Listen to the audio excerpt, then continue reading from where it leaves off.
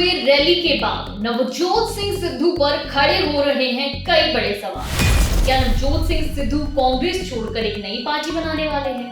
अगर ये नई पार्टी का गठन होता है तो कौन कौन वो लोग होंगे जो इस पार्टी का समर्थन करेंगे?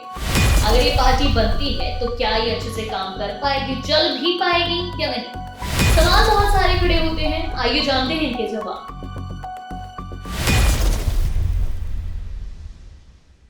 वंदे भारत 24 देख रहे सभी दर्शकों का बहुत बहुत स्वागत है। मैं महिमा और इस समय रैली में अपने शब्दों को लेकर नवजोत सिंह सिद्धू काफी ज्यादा विवादों में घिरे हुए हैं, या कह सकते हैं कि चर्चा का विषय बने हुए हैं।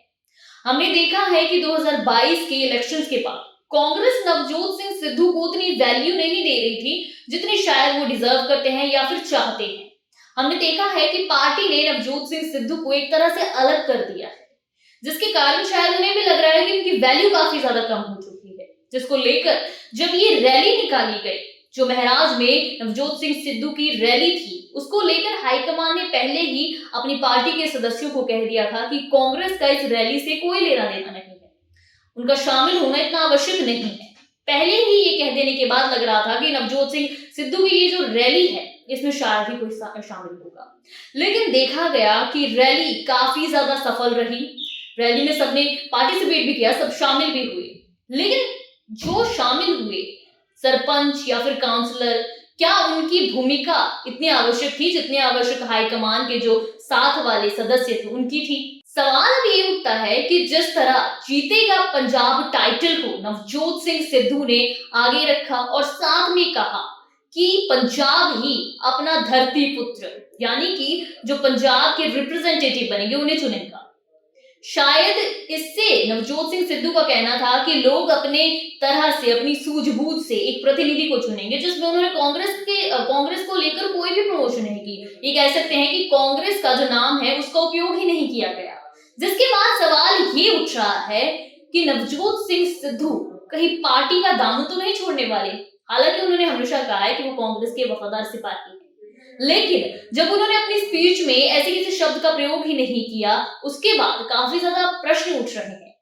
और जिस तरह इस समय अकाली दल हाशिए पर जा रहा है, जनता को एक क्षेत्रीय दल का अभाव भी महसूस हो रहा है। हमने देखा है कि अभी भी नवजोत सिंह सिद्धू का काफी ज्यादा दबदबा है, या कह सकते हैं प्रभावशाली व्यक्ति हैं वो। अपने एक पॉलिटिकल अगर करियर में देखेंगे तो एक प्रभावशाली व्यक्ति हैं, जिसको लेकर उन्होंने शायद ये प्रूव भी किया है कि वो अकेले भी काम कर सकते हैं। जब हाईकमान की तरफ से ये कटाक्ष किया गया कि कांग्रेस का इस रैली से कोई लेना देना नहीं है, तो उन्होंने भी प्रूव किया कि वो अकेले भी काम कर सकते हैं। शायद ये रैली या फिर तो कांग्रेस के हाईकमान को ये बताने के लिए थी कि अभी भी उनका काफी ज्यादा प्रभाव है, या फिर शायद नवजोत सिंह सिद्धू एक अन्य पार्टी का गठन करने वाले हैं।